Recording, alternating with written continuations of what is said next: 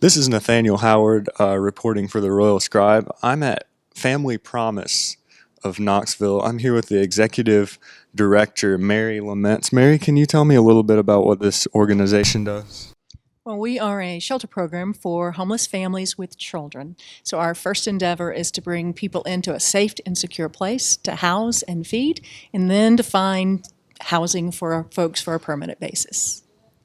Okay, so how you told me earlier this is a day center, so the families stay here during the day, and then what?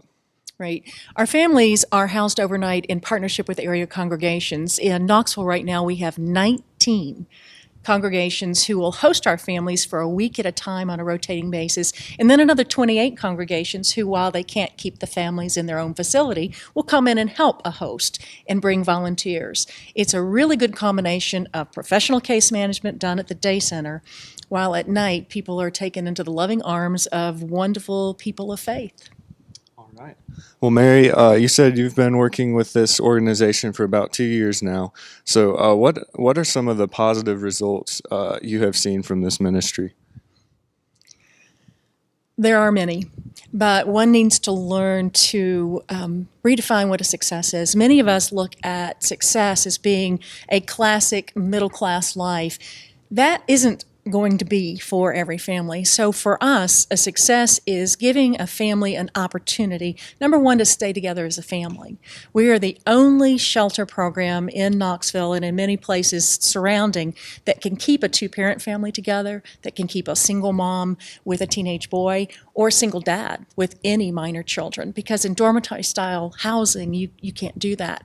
So our successes are giving families the opportunity to remain with the strength of the family together, to overcome barriers to housing, to pay off past debt, and to look for positive things in the future. We have about an 83% success rate of getting our families into permanent housing.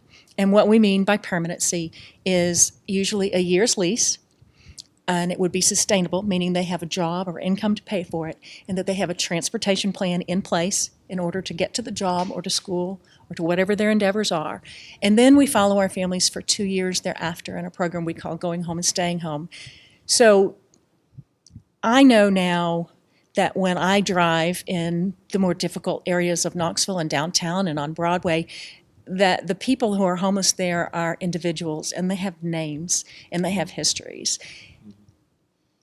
That is a real blessing for me, because I won't look at anybody in the same way as I did before I took this job.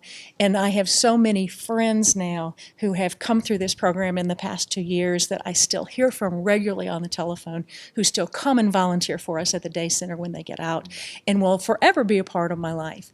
So the successes are tremendous, and you see it on people's faces in the hope and the life that goes back in their eyes. And then the failures are resoundingly painful, but we have to understand that all we can do is give an opportunity. Mary, can you tell me a little bit about the history of this organization? Right. Family Promise is an affiliate of Family Promise Inc., which started in New Jersey, actually, in Summit, New Jersey. One woman named Karen Olson, who still works with Family Promise, began to recognize the issue of family homelessness and set about to do something about it. And she began it about 30 years ago in Summit, New Jersey, by bringing congregations and a synagogue together and saying, we've got to do something about housing these homeless families. And they did. She didn't expect it to become a national movement. But what happened in New Jersey was so successful that city after city after city came to her and to Family Promise there, which was at the time known as Interfaith Hospitality Network, and they asked her how she did it. So she began a national organization, and now there are 197 Family Promises in 42 states. The wonderful thing about Family Promise is that we are not bound by many rules. It's just a model, a successful, proven model, and each community looks to the resources that the community has. We look to what's needed in our community, and that's the way in which we can approach our guests. But we have the support of a national organization that works on a policy level and with the government, and things that we could not do here as just a local.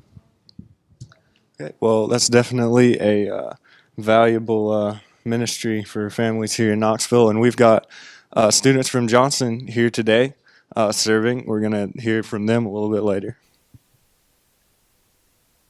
Now I'm outside of the Family Promise building, and I'm here with junior at Johnson, Jason Racinetti. Jason, tell me a little bit about what you've been doing today to help. We cleaned up some of the weeds. We came over here. The weeds around the garden, we went ahead and trimmed them. That way we could go ahead and spray them to kill them. We removed a tree from that hole in the ground over there in the garden. Some of the other guys, they worked on a toilet. Some of the other guys, they picked up trash. We just kind of worked around here cleaning the place up, making it more homey, more livable for the people that are living here.